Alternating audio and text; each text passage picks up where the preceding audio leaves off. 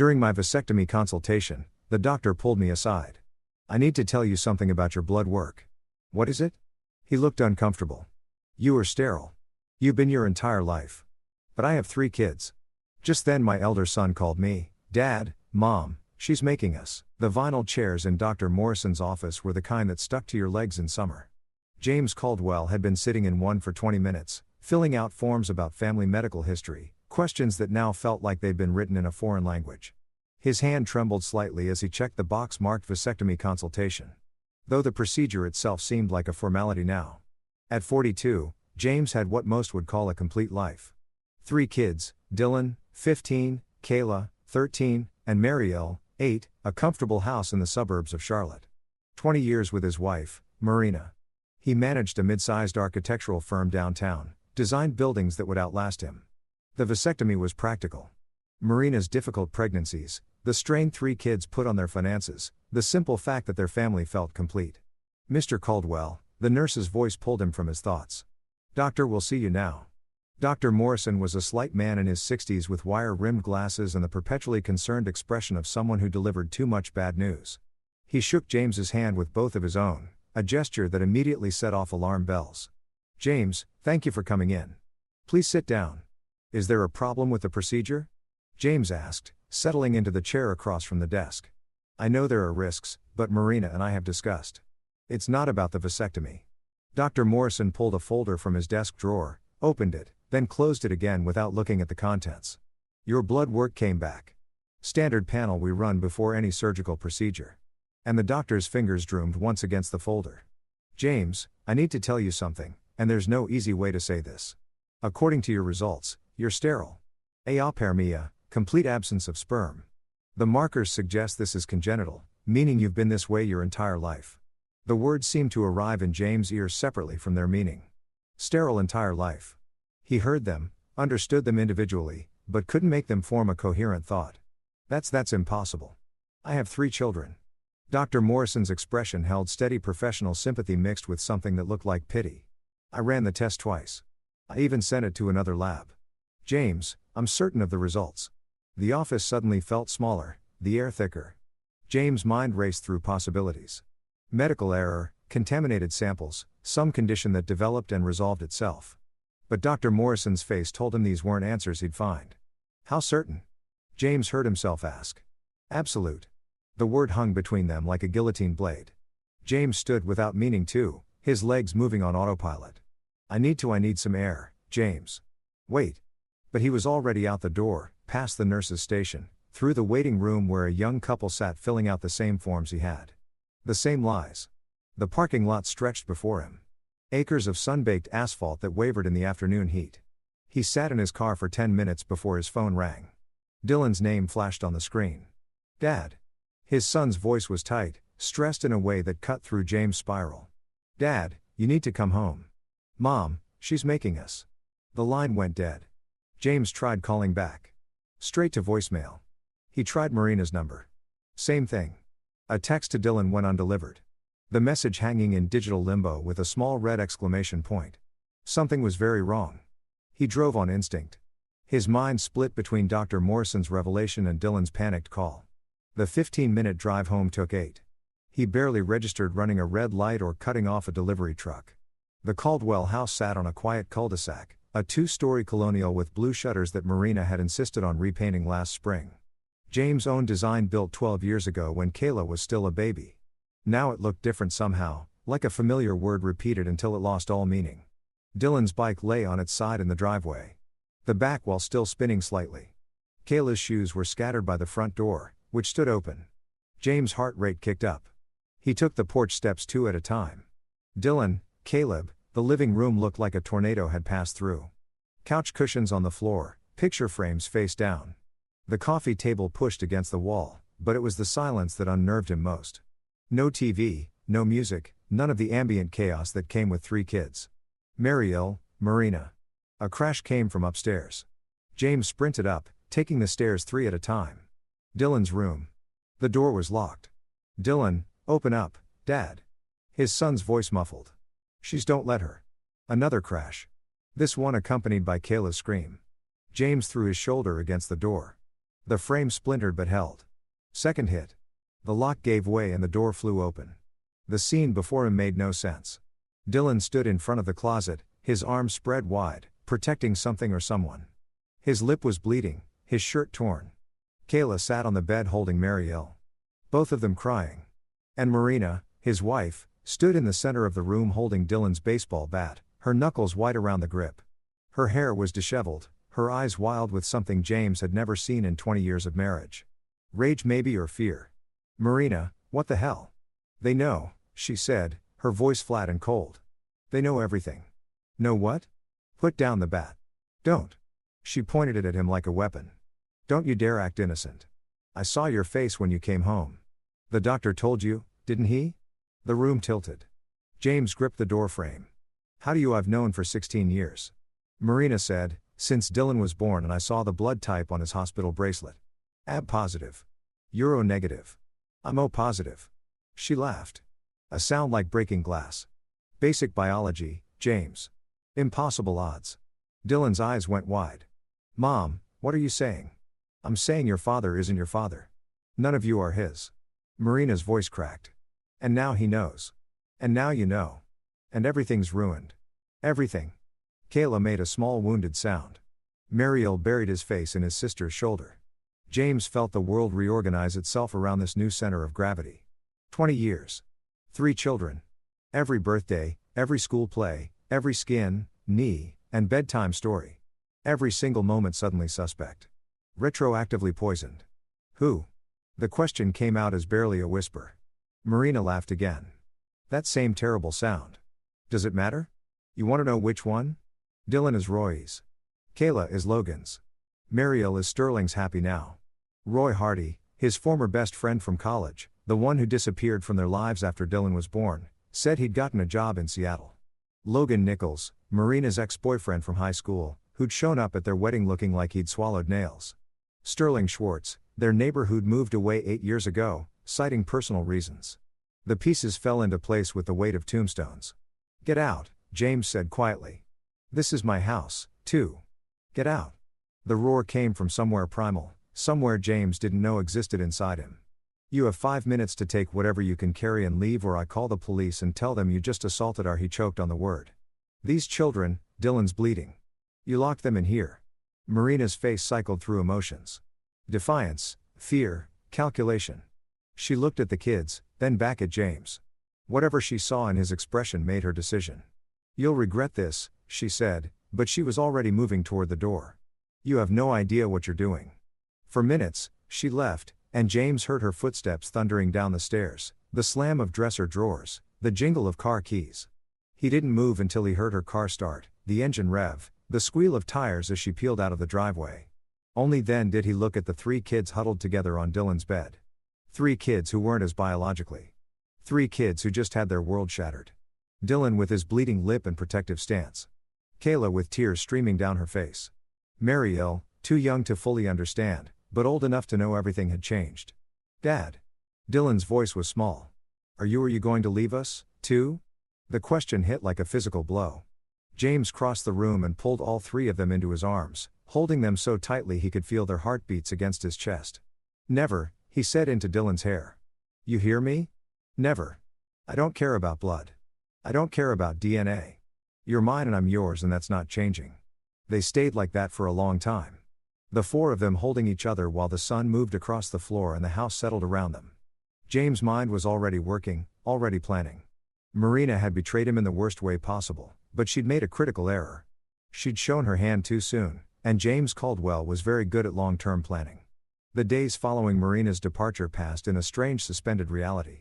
James took personal leave from the firm, citing a family emergency, which was true enough that no one questioned it. He spent the first 48 hours simply keeping the household running. Meals, homework, bedtimes. The routine helped. Gave them all something to hold on to while the ground shifted beneath their feet. On the 3rd day, James sat at the kitchen table with his laptop and a legal pad, waiting for the kids to leave for school. Dylan had insisted on going back immediately. Some teenage need to maintain normally. Kayla had agreed after an extra day home. Mariel clung a bit longer but followed his siblings' lead. The house felt cavernous in their absence. James opened his laptop and began researching. Not divorce law that would come later. Not custody battles or DNA tests. He already knew the truth, and so did Marina. What he needed was information on the 3 men who had fathered his children. Roy Hardy was easy to find.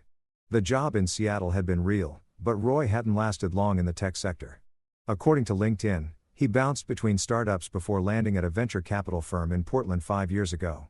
Married, 2 kids of his own, James stared at Roy's profile photo, still the same easy smile he remembered from college, the one that had charmed professors and talked them out of countless parking tickets. Logan Nichols was harder to track. No social media presence, no professional profiles.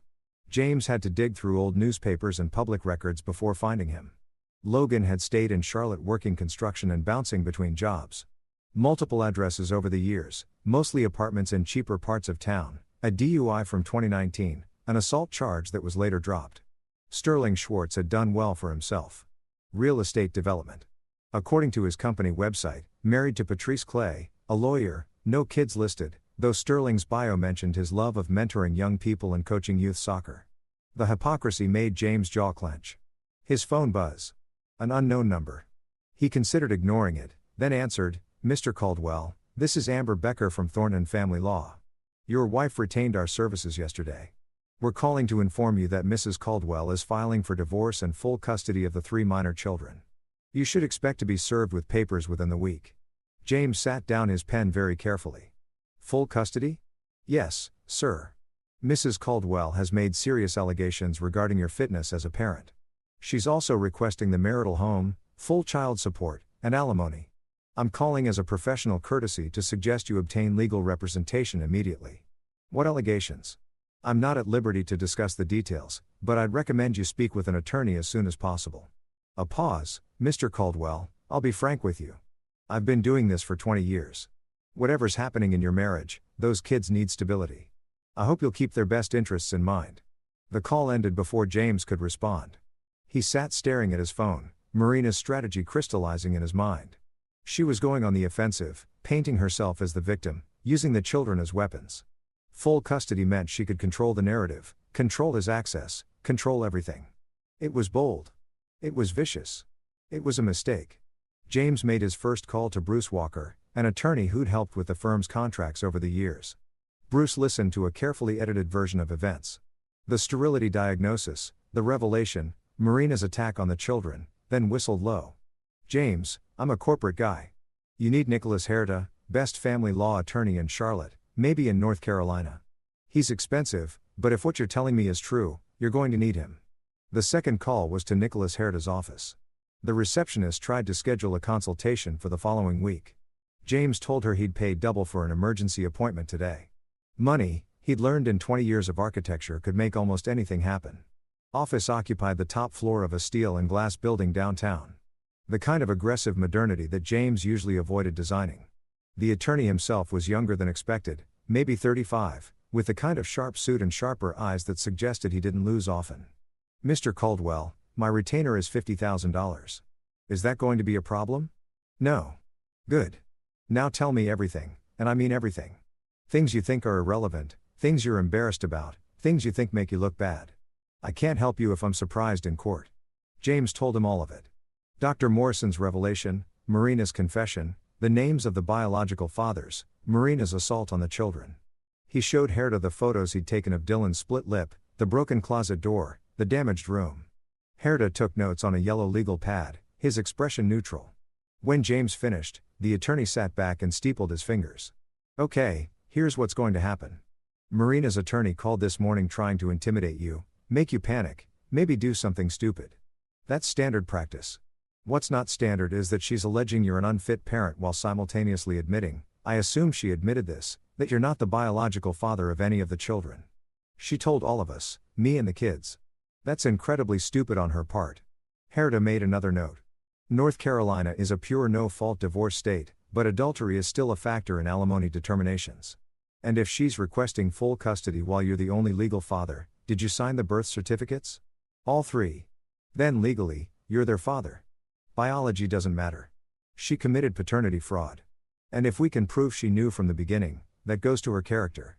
Add in the assault on Dylan and we've got a strong case. We're to lean forward. But here's what you need to understand. James' family court is unpredictable. Judges have broad discretion. If Marina gets the right judge on the right day, she could spin this as a mother desperately protecting her children from a father who just discovered they're not biologically his. That's insane. I would never. I believe you. But we need to prove it. I want you to document everything. Every interaction with the kids, every meal, every homework assignment. I want character witnesses who can testify to your relationship with Dylan, Kayla, and Meryl. I want medical records showing you've been their father in every meaningful way for their entire lives. Done. I also want you to think very carefully about whether you want to pursue any legal action against the biological fathers. James had been thinking about nothing else. What are my options? Honestly, not many. You could potentially sue for intentional infliction of emotional distress, but that's a high bar. You'd need to prove they knowingly participated in the fraud. Did they know about the children? I don't know. Roy disappeared. Logan showed up at our wedding looking angry.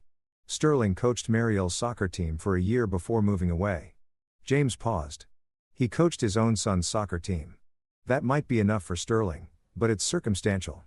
The bigger question is, what do you want, James? Revenge, money, justice? Because those are three different things, and you need to decide which matters most. James thought about Dylan bleeding, Kayla crying, Mariel too young to understand why his world was ending. He thought about 20 years of lies, of Marina crawling into bed next to him every night, knowing exactly what she'd done. He thought about Roy, Logan, and Sterling living their lives while he'd raised their children. Paid for their children, loved their children. All three, he said quietly. We're to smile for the first time. Then we're going to get along just fine. The restraining order hearing was scheduled for the following Tuesday. Marina's attorney had filed an emergency motion claiming James had threatened her, that she feared for her safety and the safety of the children. It was a transparent, tactical move. Keep James away from the house and kids while she consolidated her position. Was ready. The courtroom was smaller than James expected, more bureaucratic than dramatic. Judge Natalia Wall presided, a black woman in her 50s with reading glasses and an expression that suggested she'd heard every lie and excuse ever invented. Marina sat at the plaintiff's table with Amber Becker, wearing a conservative dress and minimal makeup, playing the part of frightened wife perfectly. James noticed Dylan sitting in the back row. His son met his eyes and nodded once deliberately. Support. Miss Becker, your client is requesting an emergency protective order based on allegations that Mr. Caldwell made verbal threats following a domestic dispute. Is that correct? Judge Wall's voice carried the particular weariness of someone who'd seen this exact script too many times. Yes, Your Honor. Mrs. Caldwell feared for her safety and the safety of her 3 children after Mr. Caldwell became violent when she asked him to leave the marital home. Wera stood smoothly. Your Honor, if I may, Mrs. Caldwell has reversed the chronology of events. My client returned home to find his wife had locked their 3 children in a bedroom and assaulted their 15-year-old son with a baseball bat. We have photographs of Dylan Caldwell's injuries, a statement from Dylan himself, and phone records showing Dylan called his father in distress moments before Mr. Caldwell arrived. Judge Wall's eyebrows rose. Miss Becker, Your Honor, Mrs. Caldwell was attempting to discipline her children after discovering they'd been hiding concerning information about their father's behavior. She hit me with a bat. Dylan's voice rang out from the back row while I was protecting my brother and sister from her. The courtroom went silent. Judge Wolf fixed Dylan with a stern look. Young man, you'll have an opportunity to testify if called. Until then, I'd like to call Dylan Caldwell to testify. Your Honor, Herta said, this is a hearing, not a trial. But given that the protective order directly affects him and his siblings, I believe his testimony is relevant. Judge Wall considered and nodded. Bailiff swear in the witness.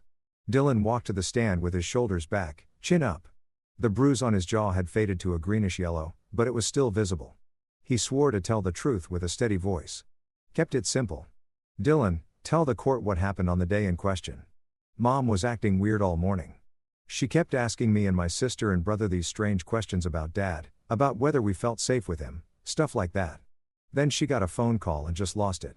She started screaming that Dad knew that we'd all find out that everything was ruined. She made us go upstairs, then locked us in my room. When I tried to leave, she pushed me back. That's when I called Dad. What happened after you called your father? Mom grabbed my baseball bat from the closet. She was yelling that we didn't understand, that Dad would leave us, that she was protecting us. Mariel started crying, and when Kayla tried to comfort him, Mom swung the bat. I got in the way. Your mother hit you with the bat. She was aiming for the door, I think. Maybe. I don't know. But yeah, she hit me. Split my lip. Then Dad came home and made her leave. Has your father ever threatened you or your siblings? Never. Has your father ever been violent with you? He gave me a spanking when I was 8 for stealing from a store. That's it. One last question, Dylan. Do you want to live with your father? Yes. So, do Kayla and Marielle. We already talked about it. Ms. Becker's cross-examination was brief and ineffective. She tried to suggest Dylan was lying to protect his father, but the boy's composure didn't crack. When he stepped down, he walked back to his seat without looking at his mother. Marina took the stand next. Under Becker's questioning, she painted a picture of a man who'd become increasingly distant, who'd undergone a personality change after visiting the doctor who'd ordered her out of her own home with threats of violence. Werta's cross-examination was surgical. Mrs. Caldwell, were you aware that your husband is sterile and has been his entire life? Marina's eyes went wide. That's private medical information. It's relevant to the protective order, Your Honor. Mrs. Caldwell's state of mind on the day in question directly relates to her actions. Judge Wall nodded. Answer the question, Mrs. Caldwell. Yes, I knew. How long have you known? A pause. 16 years. And in those 16 years, how many affairs did you have? Objection. Becker shot to her feet. Relevance. It goes to Mrs. Caldwell's credibility and her claim that she feared for her safety. Your Honor, I'll allow it. Marina's face had gone pale. 3 affairs resulting in 3 children, none of whom are biologically related to your husband. Is that correct? Yes. Did you tell Mr. Caldwell about these affairs? No. Did you tell him he wasn't the biological father of Dylan, Kayla, and Meryl? No. So, for 16 years, you allowed your husband to believe he was raising his own children, to financially support them, to love them, to build his entire life around them while knowing it was based on a lie. Marina's hands twisted in her lap. It's not that simple. Did you or did you not commit paternity fraud against James Caldwell for 16 years? Objection. Withdrawn. Mrs. Caldwell, on the day in question, you locked 3 children, ages 15, 13, and 8, in a bedroom and assaulted the oldest when he tried to protect his siblings. Do you deny this? I was trying to protect them. From their father discovering the truth you'd hidden for 16 years, Marina's composure cracked. You don't understand. When James found out, I knew he'd leave. I knew he'd take them from me. Everything I did was to keep my family together. By hitting a 15-year-old boy with a baseball bat. Silence. Judge Wall removed her glasses and rubbed the bridge of her nose. I've heard enough. The request for a protective order is denied. Furthermore, I'm granting Mr. Caldwell temporary full custody of the 3 minor children pending a full hearing. Mrs. Caldwell, you'll have supervised visitation every other weekend, supervised by a court-appointed guardian. We're adjourned. The gavel came down like thunder. Marina stood frozen as Herta gathered his papers. James saw the moment she realized what had just happened. Her gambit to keep the children had not only failed but backfired spectacularly. She'd lost them entirely. Outside the courtroom, Dylan hugged James hard enough to hurt. You came through always, James said. Then quieter. Go wait in the car. I'll be there in a minute. He found Marina in the hallway outside. Amber Becker speaking to her in low urgent tones. When Marina saw James approaching, she dismissed her attorney with a gesture.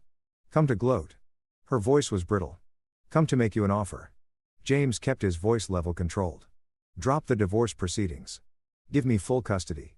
Sign over your parental rights voluntarily. You're insane. In exchange, I won't pursue fraud charges. I won't sue you for the money I spent raising children you knew weren't mine. I won't tell Dylan, Kayla, and Mariel the names of their biological fathers until they're adults and can make their own decisions about contact. He paused. And I'll give you $50,000 to start over somewhere else. Marina laughed bitterly. That's it.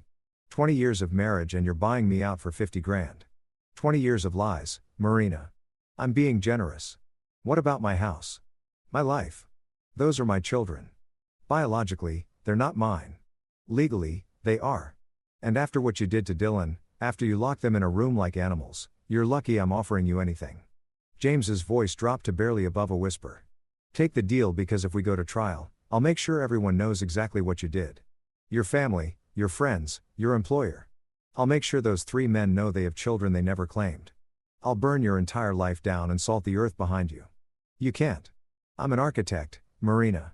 I plan for the long term. I build things meant to last. And right now, I'm building a case that will bury you so deep you'll never see daylight again. He straightened his jacket. You have 48 hours to decide. After that, the offer expires and I go scorched earth. He walked away without looking back, his hands trembling with adrenaline. The hard part was maintaining control, not letting the rage show. Everything had to be calculated, measured. He'd learned that in architecture, emotion was the enemy of precision. Behind him, he heard Marina start to cry. He didn't turn around. The house settled into a new rhythm. Over the following weeks, James hired Dolores Ramos, a recommended nanny and housekeeper who helped manage the chaos of 3 kids while he worked.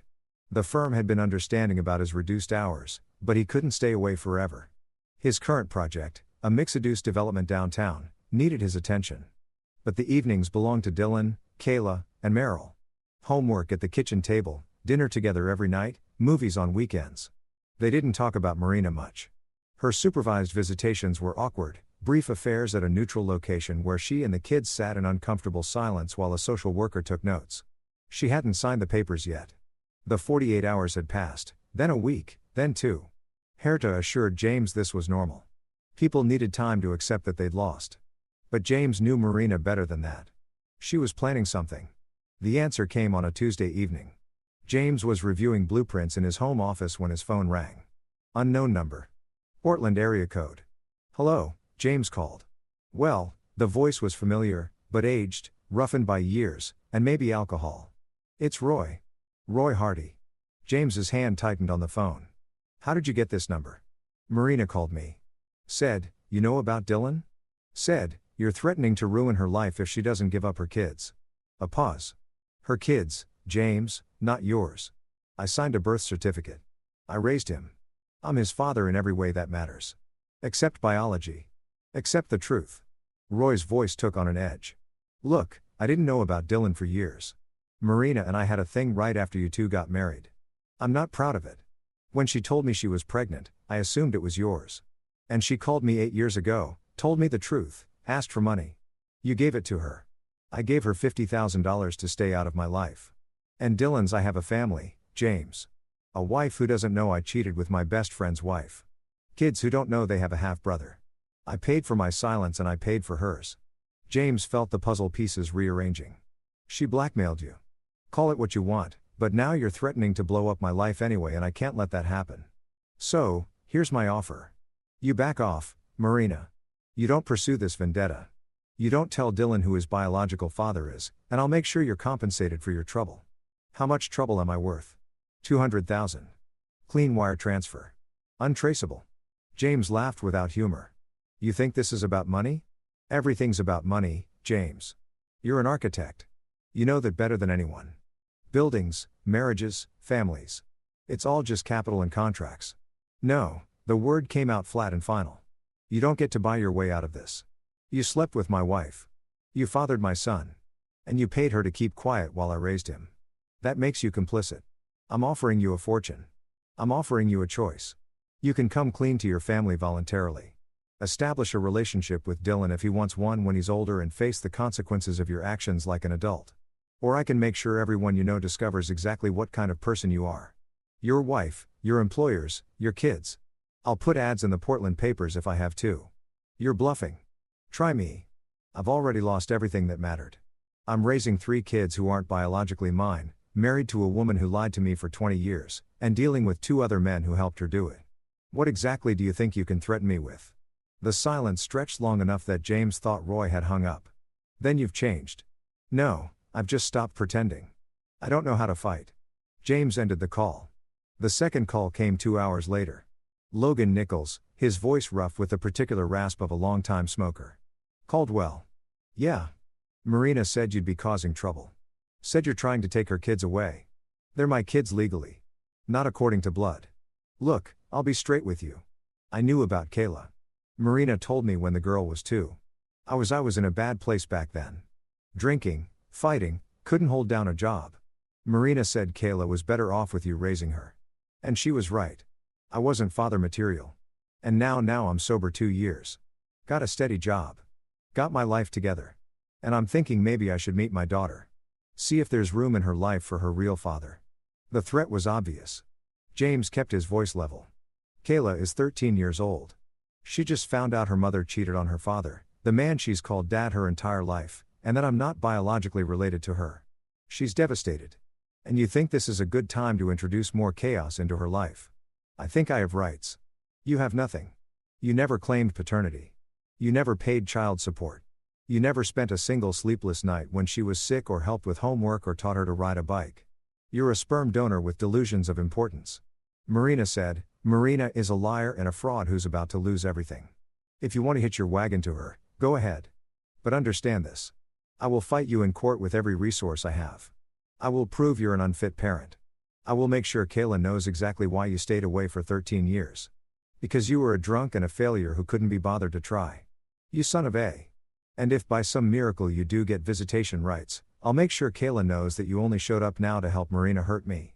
Not because you love her, not because you want a relationship, because you're being manipulated by a woman who's using you as a weapon. James paused. How do you think that'll go?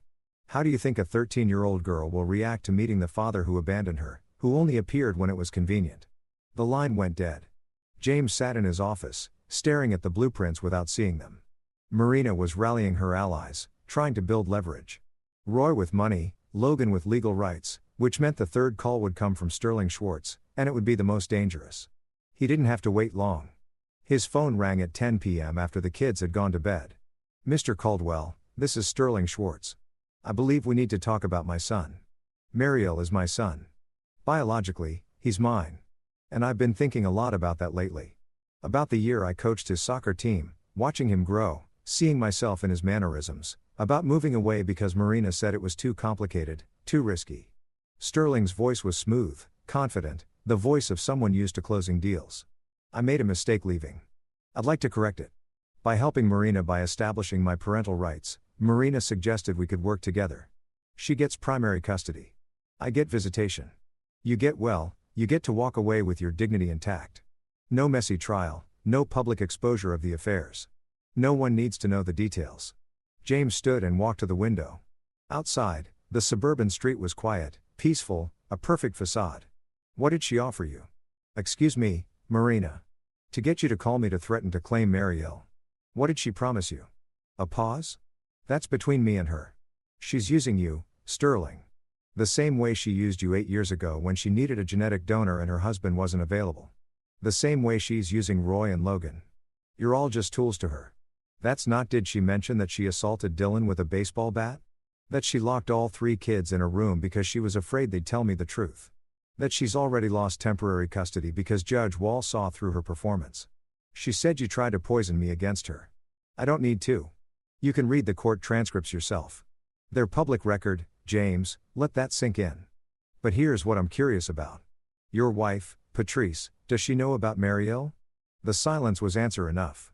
I'll take that as a no. So, Marina is asking you to claim parental rights to a child your wife doesn't know exists. To fight a custody battle that will become public record, and to do it all to help a woman who's demonstrably unstable and violent. Does that about sum it up? Mr. Caldwell, you're a real estate developer. Sterling, you understand contracts and leverage. So, here's mine. Stay out of this. Let me continue raising the boy I've been raising for 8 years, and I'll make sure Patrice never finds out about your affair. Walk away quietly and everyone keeps their secrets. And if I don't, then I'll make sure everyone knows. Your wife, your clients, your business partners. I'll let the soccer league know that you coached your biological son without telling anyone. I'll create such a comprehensive storm that your reputation will never recover. James' voice went cold. And then I'll still win custody of Merrill because I'm his legal father and you're a home wrecker who's been hiding a child from his wife for 8 years. You'll lose everything and gain nothing. You're threatening me. I'm offering you a choice. The same choice I offered Roy and Logan. Walk away or burn your call. James hung up and turned off his phone. His hands were shaking. Adrenaline flooding his system. 3 calls, 3 threats. 3 men who'd helped destroy his marriage now trying to take his children. He wouldn't let them. In the morning, he'd call Hura and brief him on the conversations. They'd adjust strategy, prepare for Marina's next move.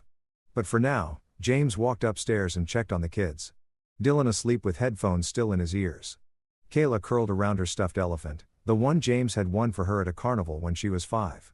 Mariel sprawled across his bed like a starfish. Blankets kicked to the floor. His children, not by blood, but by every single day for 15, 13, and 8 years, respectively. No one was taking that away from him. No one. The divorce hearing was scheduled for 6 weeks later. In the intervening time, Marina had signed a lease on an apartment across town, started a new job as a medical receptionist, and begun attending court-ordered therapy. Her supervised visitations with the kids remained awkward and brief. Mariel cried. Kayla stayed silent. Dylan answered questions in monosyllables. Herta had filed a countersuit demanding sole custody, division of assets, and reimbursement for child-rearing expenses. It's aggressive, he told James. But we're not trying to win the money. We're trying to show that you're serious, that you won't be intimidated, and that her lies have real financial consequences. Marina's attorney, Amber Becker, had responded with a motion to compel DNA testing, establishing legal paternity for Roy, Logan, and Sterling. Herta had blocked it on grounds that the children's welfare took precedence over biological curiosity and that forcing them to undergo testing would cause psychological harm. Judge Wall had agreed with one caveat. She wanted to speak to each child privately before making a final custody determination, which was how James found himself sitting in a courthouse hallway on a Friday afternoon, watching Dylan disappear into the judge's chambers. Sat beside him, reviewing notes. Kayla and Mariel waited with Dolores at the far end of the hall, playing a card game to pass the time. Stop worrying, Herta said without looking up. Dylan's a smart kid. He'll tell the truth. That's what worries me. What if the truth isn't enough? 20 minutes later, Dylan emerged. He gave James a small nod. Okay, it said. I did my part. Kayla went next, her thin frame seeming even smaller as she followed the bailiff into chambers. James wanted to follow her, to protect her, to make sure she didn't feel alone. But all he could do was wait. When Kayla emerged 30 minutes later, her eyes were red but dry. She walked straight to James and hugged him hard. I told her everything, she whispered. About Mom. About how you've always been my dad. About how I don't want to live with her. You didn't have to. Yes, I did. You've been fighting for us. It's time we fought for you. Mariel's interview was shorter. 15 minutes. When he came out, he was crying. James scooped him up despite the boy's protest that he was too old to be carried. What happened? The judge asked if I loved Mom. Mariel said into James' shoulder. I said, yes, but I'm scared of her. I told her about the bat, about how Mom's eyes looked wrong that day. James held his youngest son while the boy cried, aware that this was one of those moments that would define both their lives. Mariel would remember being scared, but he'd also remember being held. Judge Wall called them all back into chambers an hour later. This time, it wasn't the courtroom, but her actual office lined with law books and framed degrees. Marina sat in one chair, James in another. Becker and Herta flanked their respective clients. I've spoken with all three children, Judge Wall began, removing her glasses. I've reviewed the case files, the police reports, the medical records, the financial statements. I've considered the arguments from both sides, and I've made my determination. Marina's hands clenched in her lap. Mrs. Caldwell, I want to be very clear about something. I understand that family situations are complex. I understand that marriages fail and people make mistakes, but what you did, assaulting a 15-year-old boy, locking 3 children in a room, creating an atmosphere of fear and instability, that is not a mistake. That is abuse. Your Honor, my client was under extreme emotional duress. Miss Becker, I'm not interested in excuses. I'm interested in the welfare of 3 children who deserve better than this. Judge Wall turned back to Marina. You committed paternity fraud. You allowed Mr. Caldwell to raise and financially support 3 children while knowing they weren't biologically his. You maintained this deception for over 15 years. And when the truth came out, your first instinct was violence. Marina's face had gone pale. I love my children. I don't doubt that. But love isn't enough when it comes with a baseball bat. Judge Wall opened a folder. I'm granting Mr. Caldwell sole legal and physical custody of Dylan, Kayla, and Mel Caldwell. You'll have supervised visitation twice monthly, increasing to unsupervised visitation after 6 months of successful compliance with therapy and anger management. You will pay child support in an amount to be determined by the state guidelines. And you will have no say in major decisions regarding the children's health, education, or welfare. No. Marina stood, her chair scraping back. You can't. They're my children. I carried them. I gave birth to them. And you hit one of them with a baseball bat when he tried to protect his siblings. Judge Wall's voice could have cut glass. Sit down, Mrs. Caldwell. Marina sat, tears streaming down her face. As for the property division, I'm awarding the marital home to Mr. Caldwell given that he'll be the primary custodial parent and the children's stability should be prioritized. The retirement accounts will be split according to state law. Mrs. Caldwell will not receive alimony given the adultery and fraud. Judge Wall closed the folder. This is my final determination. If you wish to appeal, you're welcome to do so, but I'll warn you that the appellate court will have access to my notes from the children's interviews. All three of them were very clear about their wishes. The gavel came down. Marina's sobs filled the small office. Becker put a hand on her shoulder, but Marina shook it off. She looked at James with such raw hatred that it actually made him step back. I hope you're happy, she spat. You've taken everything from me. You took everything from yourself, James said quietly. I just made sure you couldn't take the kids, too. Outside the courthouse, James called the kids. Dylan answered on the first ring. Dad, it's done. You're staying with me. All three of you. The whoop on the other end was loud enough that James had to pull the phone away from his ear. He could hear Kayla and Marielle celebrating in the background. Dolores trying to quiet them down. We're going out to dinner, James decided. Wherever you want, and tomorrow we're going to talk about what comes next, but tonight we celebrate, Dad. Dylan's voice had gone serious. Thank you for fighting for us, for not giving up. I'd fight the whole world for you three. We know. That's why we love you. James hung up before his son could hear him cry. But victory in court didn't mean the war was over. 3 days after the hearing, James received a certified letter from an attorney in Portland. Roy Hardy was filing for parental rights and visitation with Dylan. 2 days after that, Logan Nichols filed similar paperwork for Kayla. Sterling Schwartz held out for a week before his attorney contacted Herta about establishing paternity for Merrill. Marina had played her final card. She coordinated this, Herta said, spreading the legal filings across his desk. Probably promised them all reduced child support if they helped her or threatened to name them publicly if they didn't. Either way, we're now fighting a three-front war. Can they win? Biologically, they're the fathers. Legally, they have standing to request paternity tests and seek visitation. As for custody, where to gaze? Probably not. You're the presumed father. You've raised these kids, and the courts don't like disrupting established relationships, but they can make your life hell with endless visitation hearings, modification requests, and legal fees. James stared at the paperwork. 3 men who'd never changed a diaper, never attended a parent-teacher conference, never sat up all night with a sick child, now demanding rights to the children they'd helped create and then abandoned. What if we flip the script? Get a looked up. What do you mean? They're claiming parental rights. Fine, let them. But parental rights come with parental responsibilities. They want to be fathers. They can start paying child support retroactively. All 3 of them. James. That's where it paused. A slow smile spreading. That's actually brilliant. If they claim paternity, they're admitting they're financially responsible. We could potentially go back to the birth of each child. Dylan is 15. Kayla is 13. Marielle is 8. Add up 15 years of child support, 13 years, and 8 years. North Carolina guidelines are what? 15% of income for one child. James did the mental math. We're talking hundreds of thousands of dollars. Maybe close to $1 million between the 3 of them. They'll never agree.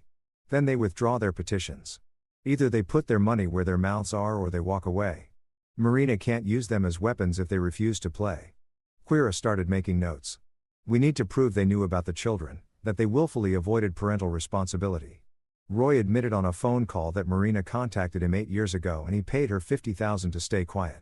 That's proof he knew about Dylan and chose not to claim him. James pulled out his phone, checking his recordings. I saved the voicemail and I can get phone records showing the call came from his number. Logan told me Marina informed him about Kayla when she was 2 years old. Said he wasn't father material. That's admission of knowledge and willful abandonment. And Sterling, he coached Marielle's soccer team. There's no way he didn't know, especially if he saw himself in the boys' mannerisms like he claimed. James felt the pieces clicking together. We subpoena the soccer league records, get testimony from other parents about Sterling's involvement with Marielle. We build a pattern of knowledge and avoidance. Fully engaged now. His pin flying across the legal pad. This could work. It's aggressive as hell, but it could work. We file counterclaims against all 3 for retroactive child support. We attach liens to their property if necessary. We make this so expensive and painful that they run for the hills. And if they don't run, then they pay. Either way, you win. James leaned back, the weight of the past week settling on his shoulders. I want this done, Nick. I want them gone. I want my kids to have stability and peace and a life that isn't defined by their mother's lies and their biological father's cowardice. Then we go scorched earth. No mercy, no quarter, no compromise. Where met his eyes. You sure about this? Once we start, there's no going back. I've never been more sure of anything in my life. The countersuit was filed the next morning. By noon, James' phone was ringing. Roy Hardy, his voice tight with panic. Are you insane? You're suing me for $600,000. 15 years of child support adjusted for your income bracket plus interest. That's what you owe for Dylan. You want parental rights? Start paying like a parent. I can't. My wife will. This will destroy my marriage. Then you should have thought about that before sleeping with mine. Withdraw your petition, Roy. Walk away or pay. I don't have that kind of money. You're a venture capitalist. You made $3 million last year according to your LinkedIn. You can afford it. The question is whether you want to. James kept his voice level emotionless. You have 72 hours to withdraw your petition. After that, we go to court and I'll make sure every detail of your affair with Marina, your payment to keep her quiet, and your abandonment of Dylan becomes public record. Your wife will know, your kids will know, everyone you work with will know. This is blackmail. This is consequences. Welcome to them. Logan Nichols called 2 hours later drunk and belligerent. You think you can scare me with money? I don't have anything for you to take. Then you'll declare bankruptcy and spend the next decade rebuilding your credit while the state garnishes your wages. Or you can walk away from Kayla and let her have a normal life. She's my daughter. She's the daughter you didn't want when she was born. The daughter you ignored for 11 years. The daughter you only remembered when Marina needed you to hurt me. James paused. How do you think Kayla will feel when she learns that? When she reads the deposition where you admit you knew about her and chose not to be involved because you were too busy drinking. The line went quiet except for Logan's ragged breathing. I'm giving you a chance to do the right thing for the first time in 13 years. Take it. Withdraw the petition. Let Kayla remember you as the father who loved her enough to let her go, not the deadbeat who tried to use her as leverage. Logan hung up without answering. Sterling Schwartz didn't call. Instead, his attorney, a sharp woman named Ursula Cummings, contacted Herta directly. My client is prepared to withdraw his petition regarding Mel Caldwell in exchange for Mr. Caldwell withdrawing his demand for retroactive child support and signing a non-disclosure agreement regarding the circumstances of Mel's parentage. Where to put her on speaker. Miss Cummings, your client wants to preserve his marriage by hiding the son he fathered through an extramarital affair. I understand the motivation, but my client isn't interested in protecting Mr. Schwartz's secrets. Then we'll proceed to trial, establish paternity, and seek joint custody. Mr. Schwartz is prepared to be a father to Meryl. Is Mrs. Schwartz prepared to be a stepmother to her husband's love child? James interjected. Because we'll be deposing her as part of discovery. She'll learn everything. A pause. You're bluffing. Try me. I've already lost my marriage. Sterling still has his to lose. Who do you think blinks first? Another pause longer this time. What do you want? Sterling withdraws his petition. He signs an affidavit admitting he knew about Marielle and chose not to claim him. He pays a one-time settlement of $100,000. Call it conscience money. And he never contacts Marielle or my family again. That's negotiable. James said we can go to $50,000 if he signs today. Tomorrow it goes back to $100,000. Next week we pursue the full amount in court plus punitive damages. I'll need to consult with my client. You have until 5 p.m. Sterling signed at 4:47 p.m. The wire transfer hit James's account at 4:52 p.m. His attorney sent the withdrawal notice at 4:55 p.m. One down. Logan withdrew his petition at 2 a.m. A brief email from a clearly intoxicated man rambling about how the system was rigged and James was ruining lives. Herta responded with a formal acknowledgement and a reminder that if Logan attempted to contact Kayla before she turned 18, they pursue the full child support claim, which left Roy. The 72-hour deadline came and went with no word. Hutera filed the child support claim, attached liens to Roy's property, and sent subpoenas to his employer and his wife's divorce attorney because Herta's private investigator had discovered that Roy's marriage was already on rocky ground. Roy folded 3 days later with a phone call to James directly, bypassing the attorneys. You win, Roy said, his voice hollow. I'm withdrawing everything, but I want you to know what you've done. My wife is leaving me. My kids won't talk to me. I'm losing my job because the scandal is bad for the firm's reputation. You've destroyed my entire life. No, Roy. You destroyed your life when you slept with your best friend's wife. I just made sure you couldn't destroy mine, too. James felt no satisfaction, only a cold, empty finality. You could have been a father to Dylan. You could have claimed him when he was born, raised him, loved him. Instead, you paid Marina to hide him, and pretended he didn't exist. That's not on me. That's on you. I hope you can live with yourself. I can. Can you? Roy hung up without answering. 6 months later, the Caldwell house had settled into something resembling normal. Dylan had started driver's education and was talking about colleges. Kayla had joined the drama club and discovered a talent for stagecraft. Marielle had grown 3 and lost 2 front teeth. Marina's supervised visitations had graduated to unsupervised, 2 weekends a month. The kids came back from those visits quiet and withdrawn, but they went without complaint. James had learned not to ask too many questions. Whatever healing needed to happen between them and their mother would happen on their own timeline.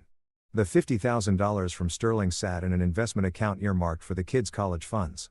James had added to it from the life insurance policy he'd cashed in and the savings he'd accumulated. It wouldn't cover everything, but it was a start. On a Saturday morning in late spring, James was working in the garage when Dylan appeared in the doorway, his phone in his hand. "Dad, can we talk?" James set down his tools. "Always. What's up?" "I've been thinking about my biological father." "Roy." Dylan's voice was carefully neutral. "I know you said I could decide when I'm older whether I want to know him, but I'm curious. Not because I want him to be my dad or anything.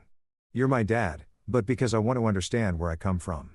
James' chest tightened, but he kept his expression calm. "Okay. What do you want to know?" "Everything. Who he is, what he's like, why he stayed away." And Dylan looked down at his phone. "I want to know if I can contact him. Just to talk, to ask him questions." This was the moment James had been dreading and preparing for. The moment when his kids started seeking their own truths, their own connections. He wanted to say no to protect Dylan from the disappointment and pain that Roy would inevitably cause. But that wasn't his right. Roy Hardy lives in Portland. He's going through a divorce because his wife found out about you. He lost his job for the same reason. Last I heard, he was working as a consultant and living with his brother. James pulled out his phone, found Roy's contact information, and handed it to Dylan. "This is his email and phone number. If you want to reach out, I won't stop you. But I want you to understand something first." "What?" "Roy made choices. He chose to have an affair with your mother. He chose to hide when she got pregnant. He chose to pay her off instead of claiming you. And when he finally did try to be part of your life, it was because your mother manipulated him into it. Not because he woke up one day and decided to be a father." James met his son's eyes. "I'm not saying this to turn you against him. I'm saying it so you go in with your eyes open. Roy isn't the person you might hope he is." Dylan nodded slowly. "But you're okay with me talking to him?" "I'm okay with you making your own decisions. You're 15, old enough to handle complicated truths." Just James' voice caught. "Just remember that biology doesn't make a father. Time does. Presence does. Love does. And no matter what Roy tells you, no matter what relationship you might develop with him, you're my son. That doesn't change." Dylan crossed the garage and hugged James hard. "I know, Dad. I've always known." They stood like that for a long moment, surrounded by tools and half-finished projects. While outside, the spring sun warmed the driveway where James had taught Dylan to ride a bike 7 years ago. "I might not even contact him," Dylan said, stepping back. "I just wanted to know I could, that it was my choice. It always was. All of this, the fighting, the lawsuits, the custody battle, it was all about making sure you 3 got to choose your own futures. Not Marina, not Roy or Logan or Sterling. You." Dylan smiled. The same lopsided grin that James had seen in a delivery room 15 years ago, and instantly loved. Biology be damned. This was his son. "Want to help me with this deck?" James gestured to the lumber stacked against the wall. "I'm building a bigger outdoor space for summer. Figured we could use somewhere to hang out." "Sure, but I'm terrible at carpentry." "Then I'll teach you." That's what fathers do. They worked together through the afternoon, measuring and cutting and occasionally swearing when a nail went crooked.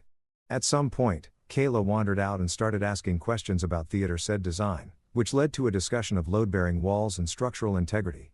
Marielle appeared with a soccer ball and convinced them all to take a break for a scrimmage in the backyard. James watched his 3 kids playing together, their laughter echoing off the house he designed and built for them, and felt something shift in his chest. Not forgiveness. He'd never forgive Marina or Roy or the others for what they'd done. But acceptance, maybe. Understanding that the family he'd thought he had was gone, but the family he'd fought for was right here. Imperfect, complicated, hard-won. His. That evening, after the kids had gone to bed, James sat in his office reviewing the architectural plans for the downtown development. His phone buzzed with an email from Marina's attorney. She wanted to discuss modifying the visitation schedule, increasing her time with the kids now that she'd successfully completed her therapy program. James forwarded it to Huarto with a note. "What do you think?" The response came back within minutes. "Up to the kids. They're old enough to have opinions. Ask them which was fair." James made a note to bring it up at breakfast tomorrow. If Dylan, Kayla, and Mariel wanted more time with their mother, he wouldn't stand in the way. The fighting was over. The winning was done. Now came the harder part. Living with the victory, building something new from the wreckage. Teaching his kids that strength wasn't about not falling down, but about getting back up. James closed his laptop and climbed the stairs, checking on each kid one last time before bed. Dylan asleep with a book on his chest. Kayla curled around her elephant. Mariel sprawled like a starfish. His children, his family, his life. And for the first time in 6 months, James Caldwell slept without nightmares.